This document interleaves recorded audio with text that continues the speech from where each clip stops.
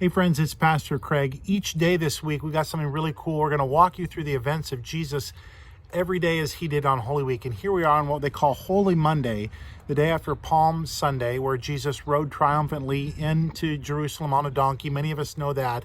He spent the night, Sunday night, in Bethany, a small village at the foothill of the Mount of Olives. And then on Monday, two different very significant events took place. One, he found a fig tree that was producing leaves too early for its season. So he thought, oh, there'll be figs on it. There wasn't. He got upset and he cursed the tree and had it cut down. And many people believe that that symbolizes that Jesus wasn't about the religious leaders of the time and all their righteousness and judgment and religiosity. He was about people having faith in God.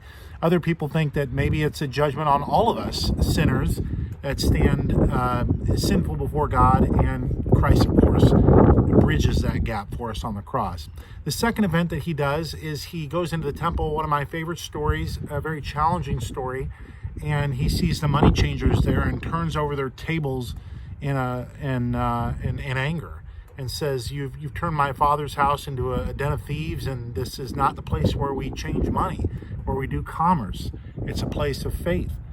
It'd be like today if we tried to set up a casino or a bank in our narthex. It's just not appropriate to mix those two.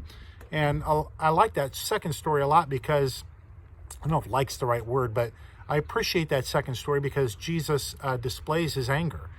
We often think of Jesus being lovey-dovey and soft and all this, but Jesus felt every emotion in the book, and he expresses almost every single one of them this week in terms of fear, sadness, the whole gamut of emotions, including anger today on Holy Monday.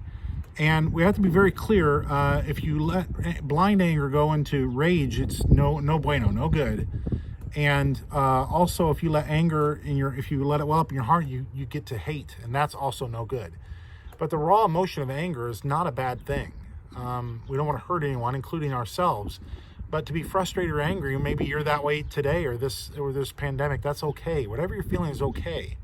And the best way to diffuse that anger is to get it out, not to, again, rage on anyone or hate on anyone, but to talk about that with someone, to talk about it with a counselor or a friend or a family member or a pastor, and express your anger and get it out and work through it so that you can get to the other side of that anger.